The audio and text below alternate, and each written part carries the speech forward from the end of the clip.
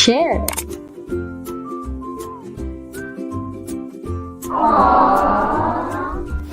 Hello there! Almost all of us are citizens of the online world, and the internet is the system that runs this world. The internet is so powerful. Indeed, anything can go viral in a blink of an eye. Whatever we say, post, or share, whether positive or negative, can immediately spread all over the online world before we even know it. But it is us who run the system. So we also are the ones who are fully in control of it. It's like...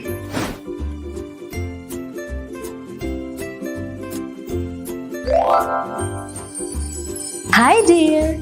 What is it today? Planning to update status?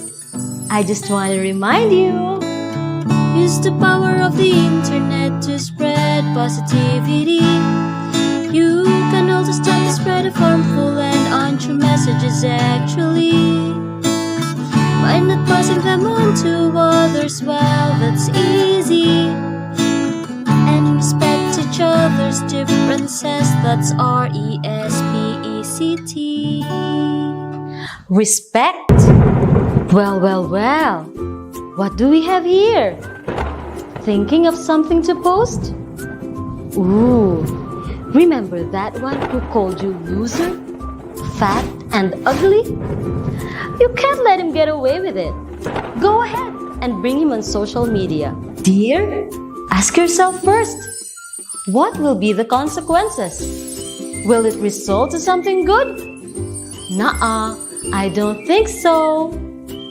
However, if you get mean and bullying comments, unfollow or block them, and also those with inappropriate behaviors. Make an effort to provide support to those being bullied to lift their morale and confidence. And kids, don't ever hesitate to speak up against and report online bullying. Now, to whom will we listen to? Aha! I think I know what to post. Treat others as you would like to be treated. Hashtag be internet kind. Hashtag it's cool to be kind. Share. How would you like to be treated? Simple as the golden rule says, treat others as you would like to be treated. Respect and expect to be respected. After all, what we give is what we get. So let's choose to be kind. Be internet kind. It's cool to be kind.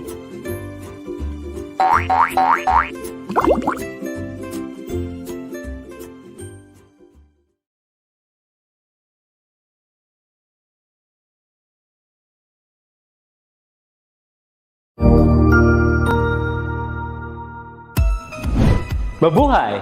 Good day to all! I am your tutor Madge. Welcome to ETUlay, a free online tutorial, an initiative of the Department of Education, Information and Communications Technology Service, Educational Technology Unit, ICTS EdTech. This program is aimed at helping and assisting learners from kindergarten, senior high school, ALS, Alive, and SPED learners. Aside from answering the modules, the ETUlay is offering programs which you will surely look forward to. Together with our parents and teachers, the ETUlay will bridge the gap where difficulty and ease meet in learning new knowledge and skills. So, let us prepare our modules, pen and paper. Ready your mind to see and hear worthwhile and interesting lessons. Let us now study and learn, together with our volunteer online tutors. Tara na!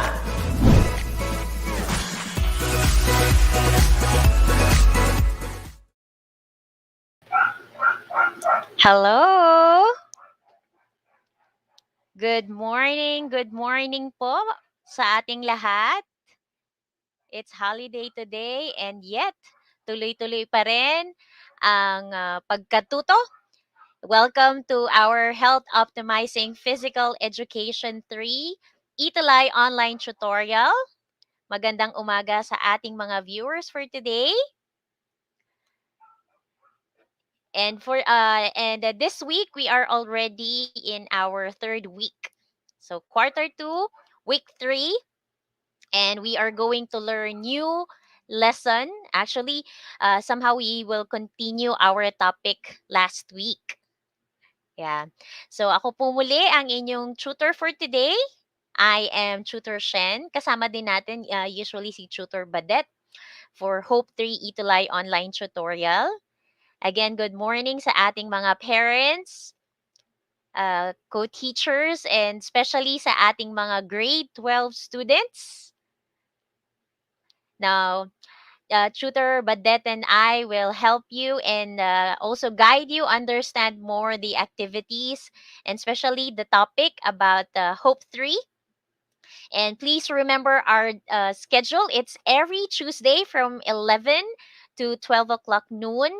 And I hope you will continue to share and also like the following Facebook pages. Facebook page like DepEd EdTech Unit. We also have their DepEd Tayo.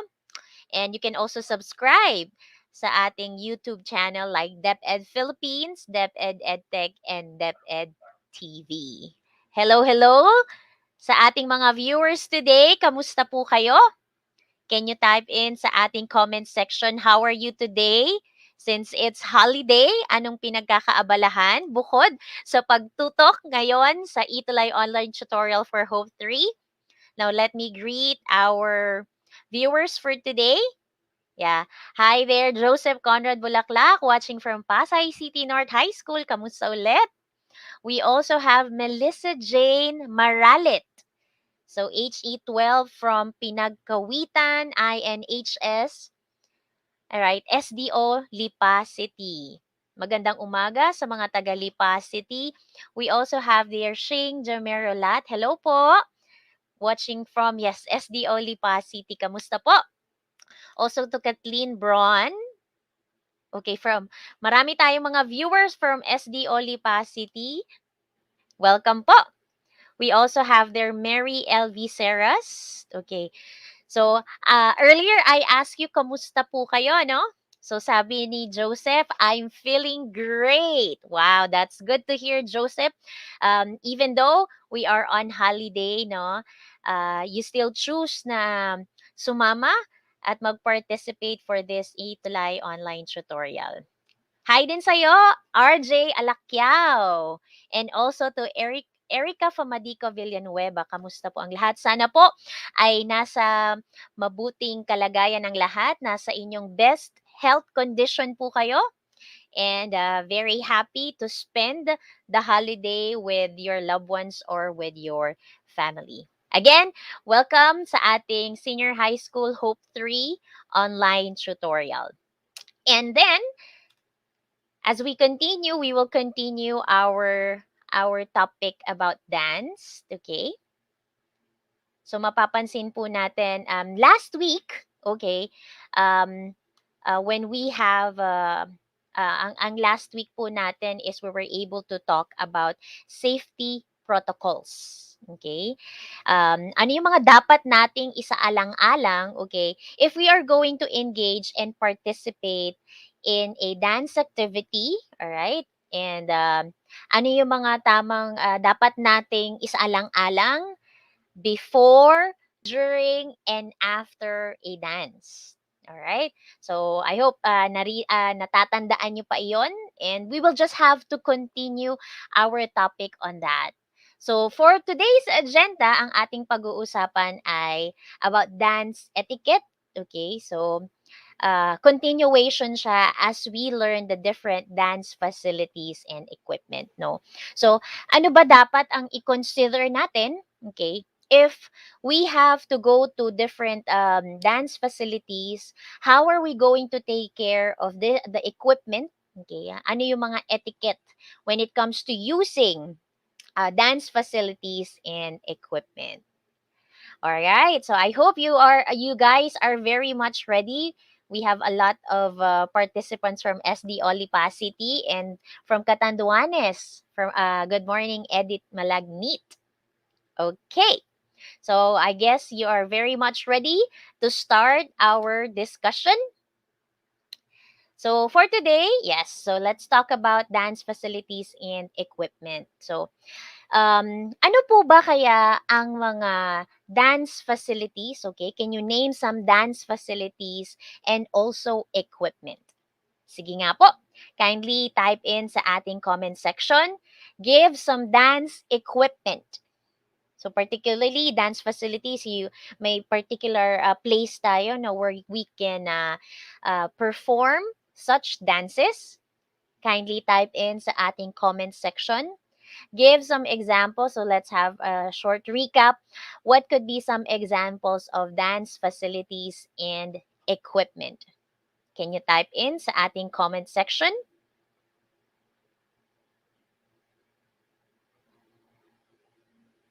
All right. Okay, so we have there, yeah, speaker. Okay, that's pretty good. Yeah, particularly sa dance facilities, we have there the dance studio. Okay, or in your school, if you don't have a particular dance studio, no, meron tayong, yeah, covered court. Okay, yeah. What else? Can you give other examples of dance equipment naman? Kasi common talaga no, for dance facilities, we have the dance studio and the covered court. Okay. Now, according to Joseph, no, yeah, ballet shoes. Okay. That's right. For particularly, no, it would somehow, kasi kahit yung ano natin, no, yung mga gagamitin natin, okay, actually, slippers, nandun na rin yun sa what to wear natin. But particularly when we go to some dance studio, okay, ballet studio, all right. Yes, meron tayo, yes, yung iba 'no, may mga speaker and, yung ibang dance studio meron silang mga mirrors 'no. So that, kasama na 'yun sa facilities kasi 'no, that there are mirrors for you to really see how you execute and how you project the performance, okay. Now, it would differ with the floor, yung dance floor, depende din kasi yan with the kind of dance. Okay. So aside from the mirror, yeah, speaker, we have that. That's correct. Okay. Very good. So those are some of the examples of dance facilities and equipment. Okay. All right. Let's so as I've mentioned now earlier, as we move on to the different dance facilities and equipment, we have to learn, okay, the things we have to consider, okay, if we are in a particular dance studio, okay, and how are we going to take care of this dance equipment? Now, I have here an essential question. Okay. What is the importance of identifying the appropriate facilities and equipment of your preferred dance? So ano po kaya ang kahalagahan niya, no? Bakit natin um, malaman isaalang-alang, okay, ano yung dapat na facilities na gagamitin natin and as well as yung mga equipment na gagamitin natin sa pagsasayaw. Okay. So for now, you can take a screenshot and if you have your pen and your paper with you, kindly take note of this essential question. Again, please keep this essential question for now, and then after the later on after the discussion, uh, I want you to post your answers sa ating comment section. Again, what is the importance of identifying the appropriate facilities and equipment of your preferred dance? With that, no, this is very important. So after knowing some health protocols or safety protocols, especially at this time of pandemic, all right. Though may mga gyms na rin na open 'no, but if in terms of physical activity, so marami na tayong facilities like open na, yeah, like the gym, okay? But then there are health protocols that needs to be followed, okay? So I hope you were able to take a screenshot or you were able to write this down on your paper or notebook. Now, let's now define a dance facility. So you can see here in the on our screen po, no. So this is particularly a dance studio. Kagaya ng sinabi ni Joseph earlier, no, meron tayong nakikitang mga mirrors, okay? And usually walang masyadong mga like for example couch or upuan, okay? So you can see there the just lightning. So this is an example of a dance facility, okay? And then yeah, so we have there the speakers you can see here. So we have here the speakers. Here you can see there the mirror, and you can see here the floor. Now somehow it's made up of wood, okay? And as we define dance facility, this is a space that could be used for both teaching space and an informal or formal performance venue. A dance studio could be fully equipped with mirrors, okay, lightnings, okay, instruments. So instruments, there are some performances like for example for folk dance, no, na gumagamit sila ng because it's a live performance, so maaari silang gumamit ng mga musical instruments like for example some gongs, okay, um, as their musical accompaniment or a music accompaniment during a performance. So those are some examples. So yes, okay, theatrical soft goods, sound system. For some, they have this video projection screen and informal audience seating. So as you can see here, no. So somehow at this point, yeah, usually, no, wala kayo masyado makikitang chairs because for a dance facility, you'll be needing a wider space, a wider area. Now, yeah, the one is you can use that for a for rehearsals. Okay, mas maganda talaga na if there are mirrors, okay, mas nafi-feel mo, no, yung mas nakikita mo yung mga your projection, the kind of technique that you are executing, as well as yung facial expression ninyo, no, to give justice to the dance performance, no. It's very important then yung facial expressions, no. If it's somehow the kind of mood is, yeah, it's a happy mood, all right, or yeah, it will just depend do sa pinaka yung pinaka performance o yung sayaw ninyo.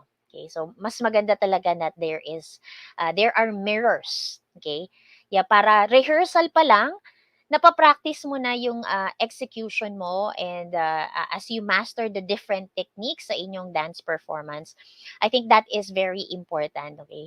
Hindi yung sabi nga natin, no, correct practice makes perfect. So during the rehearsal pa lang that you were able to execute not just the routines, yung mga movements, but overall lahat na, no, the posture and even the facial expression para when it comes to kumbaga sanay na sanay ka na, and you could be able to present or perform let's say a perfect dance, or you can say a very good dance, okay?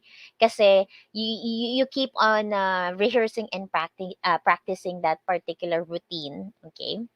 And sabi natin, sometimes it's also used for a performance. It's already a performance venue. Well, it will really depend. Okay, ngayon yung iba, no, since kung may dance studio, may ari ka ng dance studio, yeah. Well, now I think it's open naman na, but I think they just have to follow some safety protocols within this, no. And for practice, for rehearsal, or just simply whatever performance or theatrical performance we're in, it doesn't need na maraming mga dancers. And the usual naman, no, may ang mga performances sa ngayon ay virtual, okay. Before yung mga seminars as well when it comes to dance performances, okay, it's virtual. But I think eventually pag unti-unti na po, no, nagiging open siya sa public. Okay, but then may mga limitations or what I mentioned earlier na mga safety protocols that we really have to follow. So that is an example of dance facility. But usually for public schools, okay, um, meron na tayong covered court. Okay? Usually, ang mga dance troupe members, mga dancers sa ating mga viewers, na-miss nyo na po ba ang dancing area ninyo when you usually perform or do your rehearsals? Okay? So yes, usually we have the covered court. Before sa amin, yeah, usually lang din, no, covered court ang aming dance area. Kapag meron kaming isang room, yung dance room namin, dance troupe room namin, wherein it's just na, it's not really a big room. So usually kapag pair lang or two pairs lang, so maaaring gamitin siya for rehearsals. But yeah, so it will really depend. But usually dance facility is, yeah, a bigger area. So that's an example of a dance facility and its meaning. Now we have here dance equipment. So again, when you talk about equipment, these are the tools, the supplies, and sama na rin natin yung mga props needed for a dance participation and also performance. Now, as you can see here, so this is an example of a dance, a store. Okay, so marami naman tayong mga stores we're in, for examples, no, you can see merong particularly for the sports, and there is a particular store naman for dance. And you can see here different equipment that you, or some tools or even props that you can use for dancing. So as you can see here, so syempre, there are different genres of dance, and the props, okay, needed, and some tools might differ from each other. Syempre, iba naman kapag if it's for hip hop, it's for folk dance, and even for ballet. So as you can see here, you can see some, yeah, kung mga props and some costumes that you can wear. So iba't iba din po. So dance equipment, this is essential as well. It can be used in terms of dancing, no?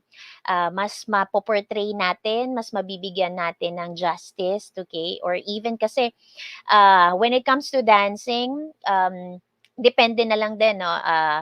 They're using props, okay, para at least not just hindi lang the body, but also some sort of to give more projection when it comes to the dance as well, okay. So yan ang ating mga samples of dance equipment. Moving on. So let's have here, in a particular dance discipline, no, what could be some of the examples, the facility and equipment. So let's have here, let's start with the traditional folk or yung mga ethnic dance. So some facilities we have there, some dance studio or theater stage. Okay, for some, no, yung covered court, okay, wherein kasi meron naman naka-elevate yung stage, no, and then sa covered court, and then there is a particular stage. So that is one example. What could be the equipment to be used? So we have there the sound system. Okay, you can have, well, barefoot, pwede siyang barefoot, depende. For example, some of the ethnic dance, some tribal dances were in barefoot lang because it would reflect the kind of tradition and also yung culture with that particular area. So it's possible na barefoot lang, but some you would use shoes sa mga rural dances natin, and especially kapag Maria Clara dances siya, no? For Maria Clara dances, since it's a more formal dance compare with the rural dance, so usually shoes, black shoes for the men, and then closed shoes naman para sa mga babae. So again, it would depend on the kind of folk dance that you have to perform. Now, such props, okay, gumagamit tayo ng, it's either fan, okay, gumagamit ng salakot for the men, okay, fancy money, okay, fancy nails, bamboo poles, like for example, sa tinikling. So we have to use the bamboo poles. Okay. We have some coconut shells. If you could still remember, anong particular folk dance ang gumagamit ng coconut shells? Can you type in sa ating comment section? What could be this particular dance? It's a, yeah, correct. We have there the maglalatik. Okay? Meron po ba sa inyo, your, some of our viewers from the boys, have you experienced dancing maglalatik? All right? Okay, that's good. And aside from the props, we also have there. It could be the lamp. Okay, it can be glass. Yeah, usually pandango sa ilaw. Okay, may gumagamit din ng glass. Chairs. We also have their handkerchiefs. Okay, scarf. All right. Cane. Sa mga ibang Maria Clara dances, they are using cane. So these are just some of the examples, okay, when we have to use some tools and supplies in performing a traditional dance or yung mga folkloric dances. Next, we have here the modern and contemporary dance. Now, facilities, yeah, it can be a dance studio, yeah, or a certain room. So particularly pag yung mga lyrical dance, some lyrical dance, it can be danced by an individual. Yung iba naman, it's duo. Okay, so as they execute and they try to communicate the kind of the dance itself, no, anong pinaka meaning ng dance. Or and aside from that, they can also perform yung mga modern and contemporary dance in a performance stage. Now remember, no, babalikan natin sa modern and contemporary dance wherein it's a kind of a freestyle dance. So it can be lyrical, it can be jazz dance. For modern, yeah, we have their hip hop. Yeah, those are some examples. So with the nature of this particular dances, no, magkakaiba rin siya pwede sa mga equipment na gagamitin. But then on, for the equipment sa ating modern and contemporary dance, so syempre, we'll be needing a sound system for this. Okay, speaker. Now, yung kind of shoes na gagamitin is sneakers, but for some, no, there would be times para sa mga lyrical dance na pwedeng barefoot lang din. Again and again, it would depend on the performance, the contemporary dance performance. So it's still possible na maging barefoot pa din. But yeah, for modern dance, hip hop dance, okay. So most of the time, dancers wear sneakers, okay, as their prop. Depending na lang yan. So what could be the theme ng kanilang performance? Yeah, they could use hat, scarf, or even chair. So ginagamit nila.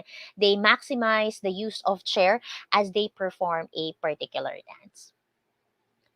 Next, we have the ballroom. Okay, so recreational, it can be recreational, no?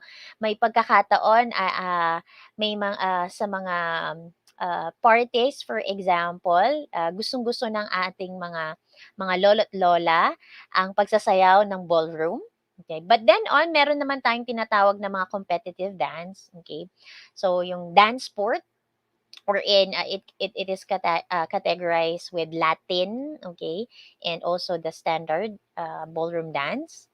So facilities naman ito, yeah, it can be during a rehearsal, you can have it in a dance studio or room. Okay, so usually it's pag competitions naman, no, mapapansin natin, they are using a wide dance floor. Syempre in a competition, maraming pairs, okay, and they have to move all over those dance floor, no. Depende na lang kasi, no, because there are different dances for Latin and five dances again for standard dance of standard ballroom competition. The equipment, yeah, aside from the sound system, so nag-iiba-iba siya, no, kasi for example sa ating for ating Latin dances, we have there the samba, the rumba, okay? So, yan yung, kaya there would, yeah, sa sound system, okay, it would differ with the different dances. And also, yeah, they be needing ballroom shoes, okay? Next, we have here the cheer dance.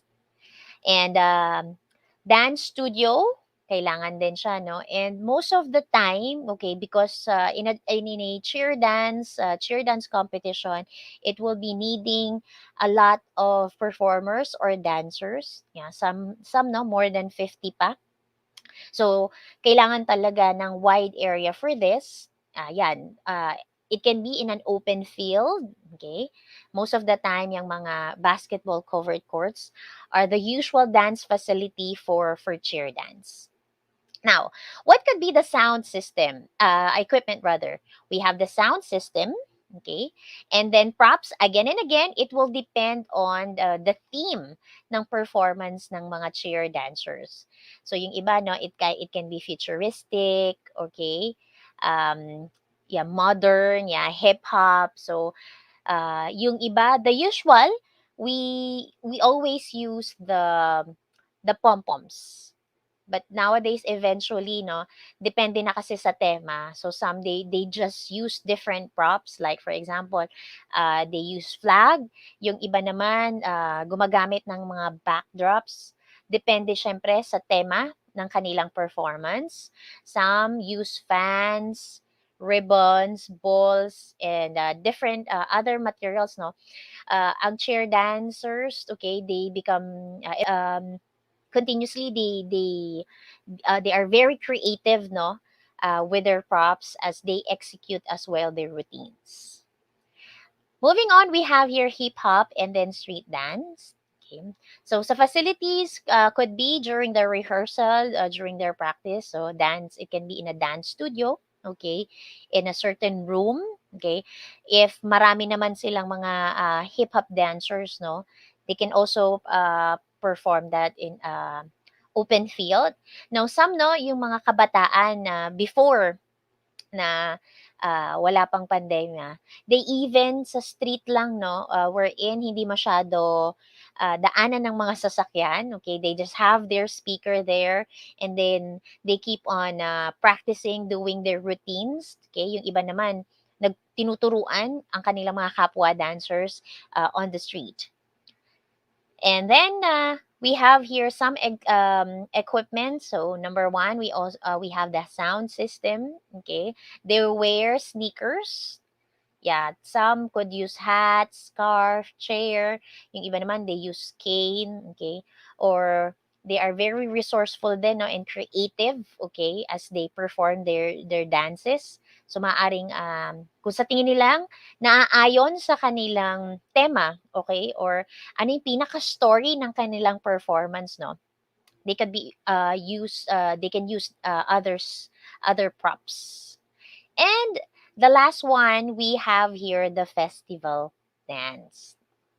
Now, sa festival dance, mapapansin din natin that it consists of numerous dancers. Okay, back then, no, when we usually practice para sa usually sa amin, no, sa Antipolo po, we have the Maytime Festival, okay, then Sumaka Festival.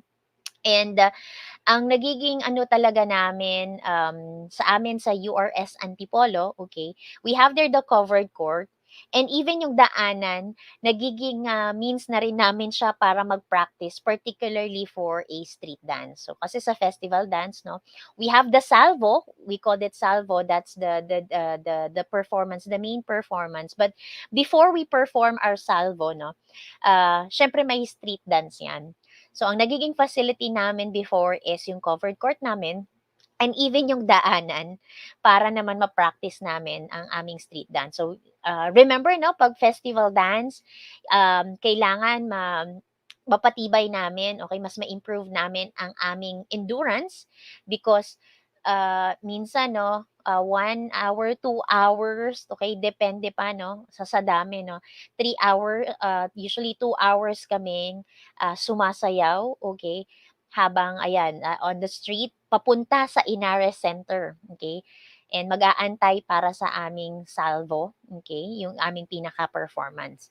So since ang mga members, ang mga dancers, no, iba pa yung mga prop, yung mga ano namin, no, um, mga iba pang kasamahan namin, we're in there, the one who is yung mga malalaking props, okay?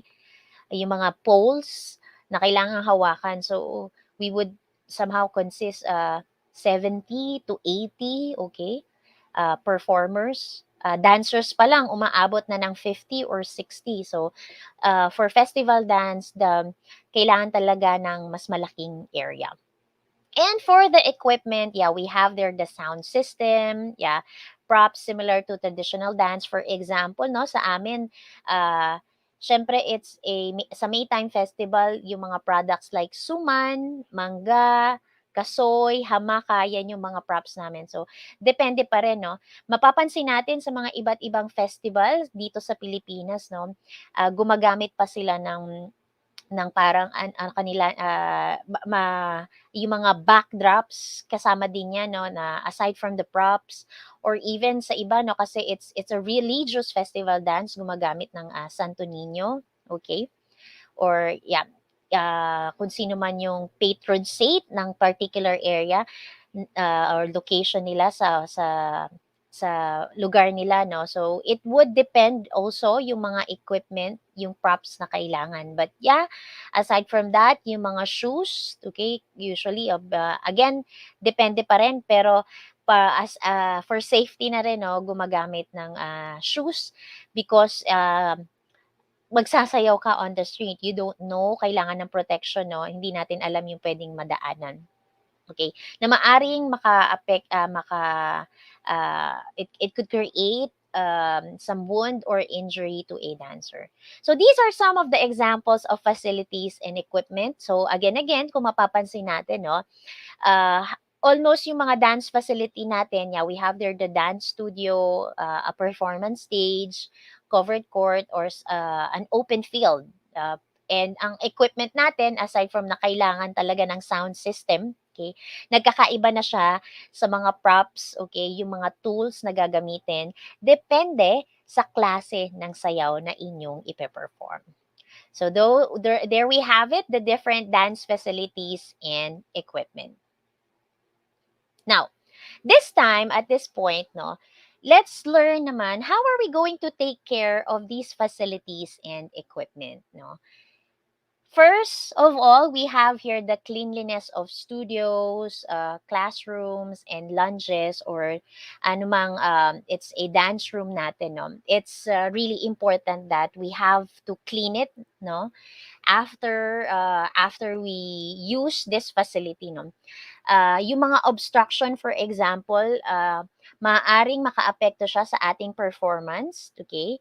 And aside from that, maaari din, it could cause some injuries, okay? Or wag naman ay accident. So it's very important that our area is very clean. I think, no, kahit naman sa ating bahay, for example, o sa mga lugar na gusto yung working area natin, mas maganda sa pakiramdam, mas maganda sa mata, okay? Mas nakakapagtrabaho tayo, or we can perform more if our area is very clean. Okay? So, tandaan natin, no, usually naman nililinis na siya. So, kung paano natin nakita yung isang lugar at malinis siya, no, pagkatapos nating gawin or gamitin rather, after our dance rehearsal o performance yan, we have to keep it clean. Next is students may not wear street shoes in the studios. So, syempre, no, somehow, yung shoes na ginagamit natin, okay, meron tayong pinaka-shoes, dancing shoes na ginagamit.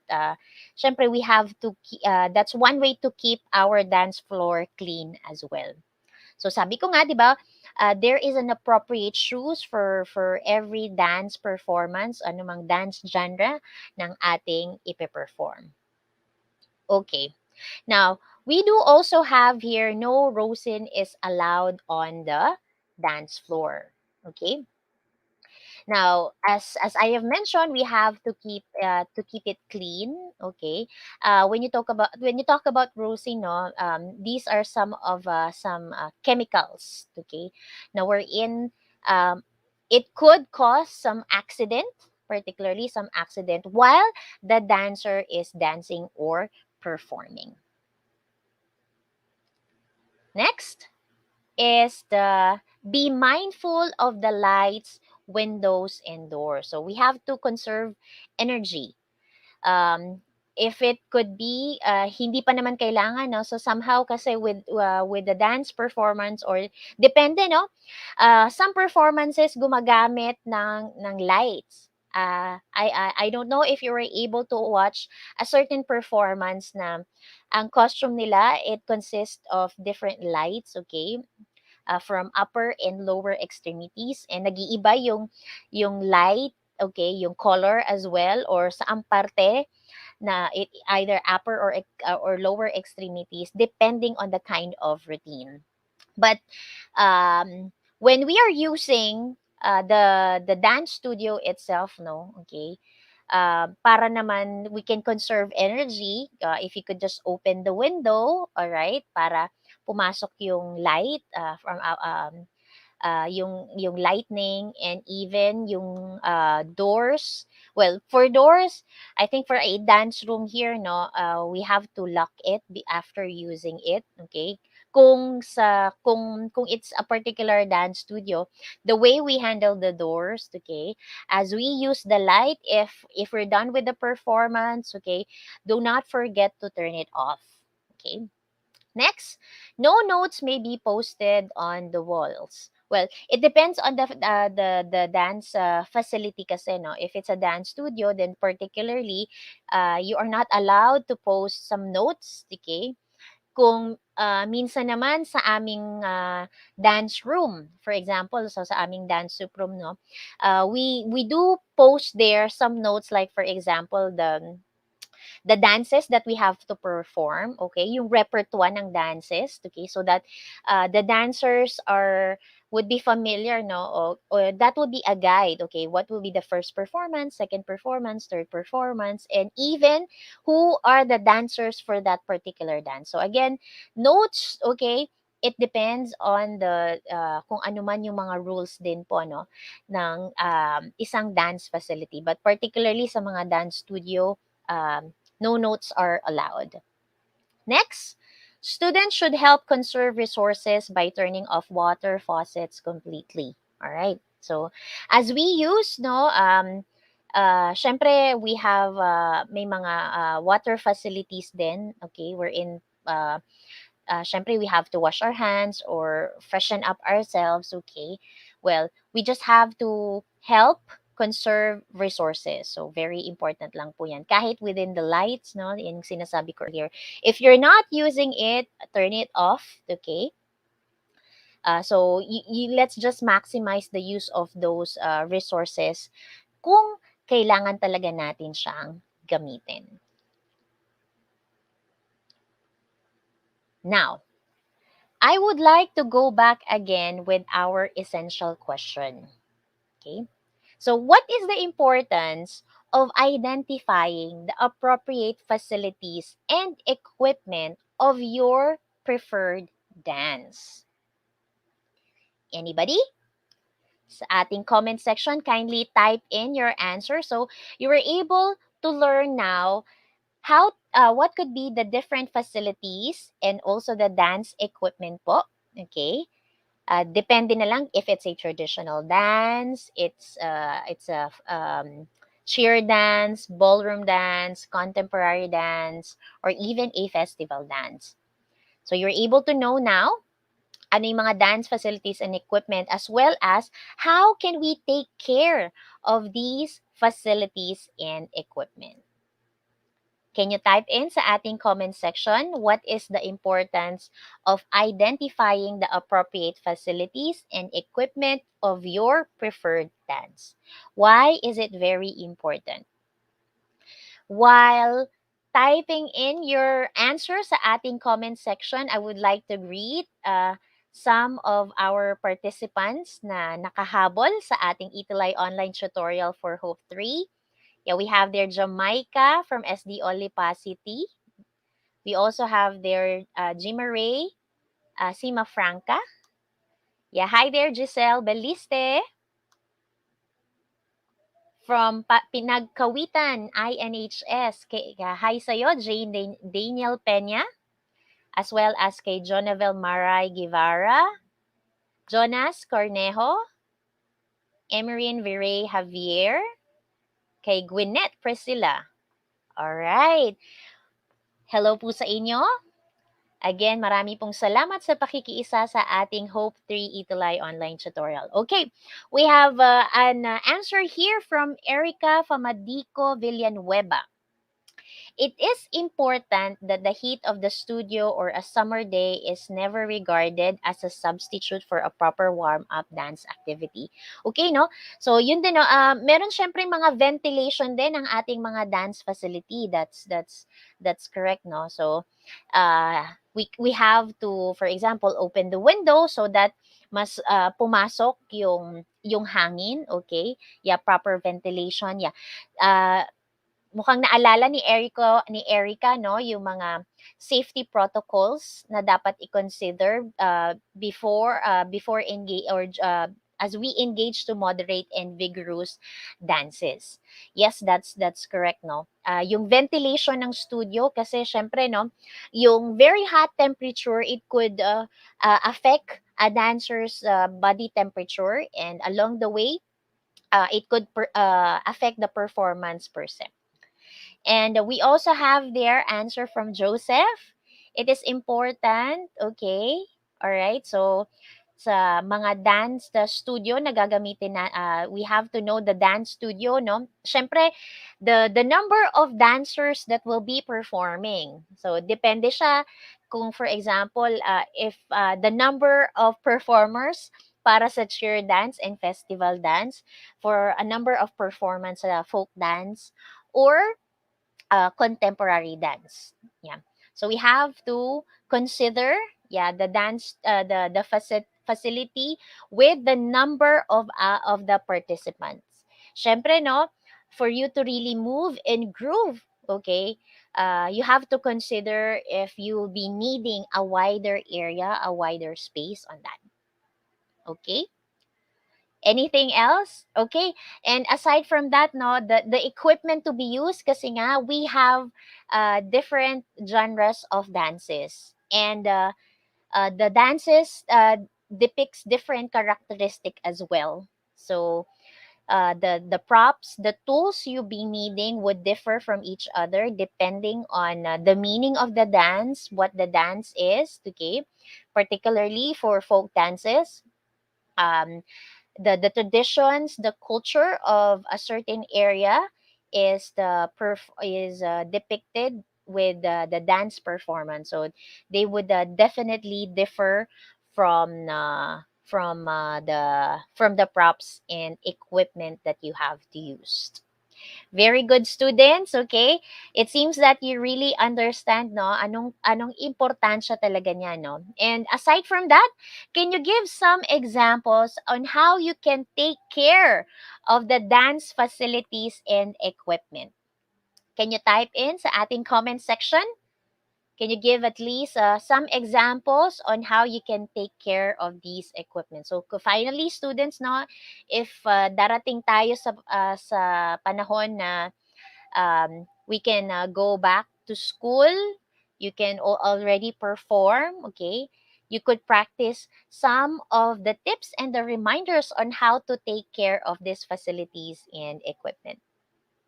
Now, can you type in sa ating comment section, how are you going to take care of these facilities and equipment? So what could be the different dance dance etiquette?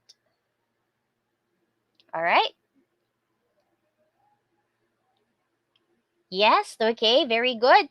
We have to keep it clean. Yes, that's correct. Okay. Maintaining the cleanliness of our dance area.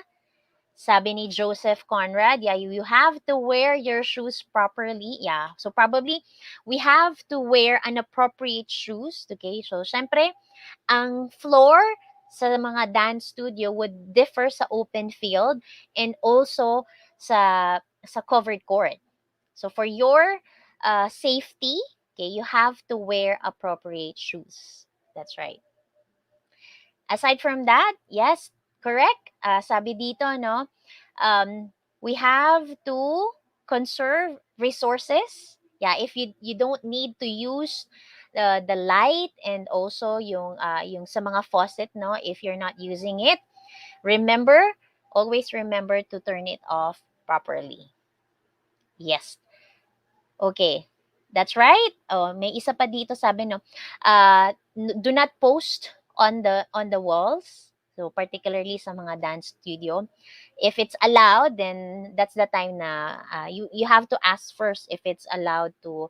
So some dancers kasi, no, for them initially to memorize yung routine, no, they use some notes as their guide what could be the routine for the performance. Okay, according to Erica, student may not wear street shoes in studio. All right, very good. All right, good job, students. It seems that you really understand the lesson for today about dance etiquette and the dance equipment and facilities. And for our task for today po, no? Okay. So you can do this. You can think now, visualize what could be your dance etiquette signage. Okay, so this is one way for us to increase our awareness about dance etiquette. Okay, so here is the instruction. So I want you to create a dance etiquette signage. So you can use a illustration board, okay, or bond paper. Yeah, it can be a long bond paper so that you can make your own signage. Pero kung mas gusto nyo na mas matibay siya, you can use at least na kahit yung 1/8 na illustration board. Well, mas maganda that you will be very creative as you create your dance etiquette signage. Okay? You may post it in your Facebook account or pwede nyong i-my day. Okay? And pag sa Facebook account ninyo, you can use a hashtag na dance etiquette and pwede yung particular school ninyo. So as you finish your dance etiquette signage, no, so you can have the hashtag na dance etiquette and your particular school. Okay? So ayan po, no, you can have this dance etiquette. It's like pwede bang ginawa niyo siya parang 10 dance commandments. Pwede niyong gawin siya. Or nasa sa inyo po, no, just be creative. You can have it in a form of infographics. You can do that. So it's up to you. You just have to think clearly, no, what are the things that you have to consider, all right, as we take care of the different dance facilities and equipment. All right. So you may use coloring materials that you want as for your dance etiquette signage. So after this, okay, during your free time, you can do this task na ninyo. All right.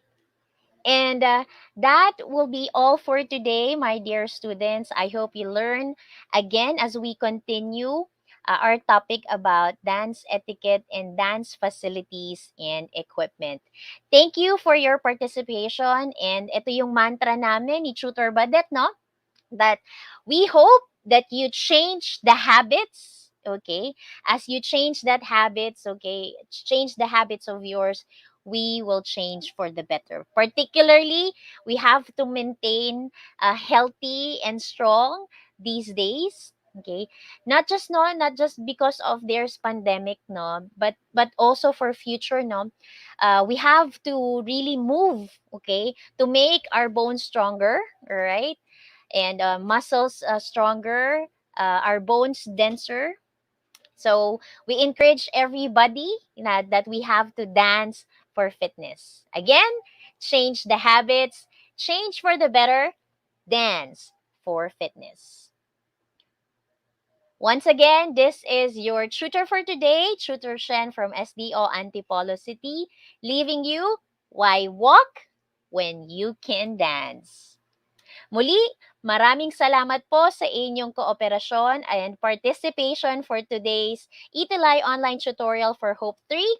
And for your comments and suggestions, we welcome those comments. Just email us at edtech@deped.gov.ph.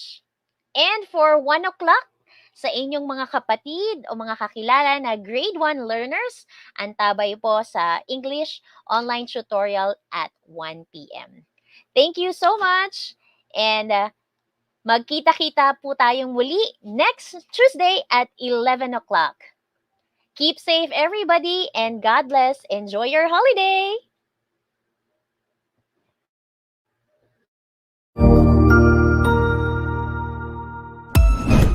Ang husay naman! Natapos mo ang iyong tutorial session kasama ang iyong mahusay na ETUlay tutor. May bago ka bang natutuhan? I-share na yan gamit ang hashtag ETUlay Level Up. Huwag aalis ha, dahil may susunod pang programa na pwede mo ring panoorin at salihan. Dahil naghihintay na ang iyong mga tutors. Happy learning dito sa ETUlay!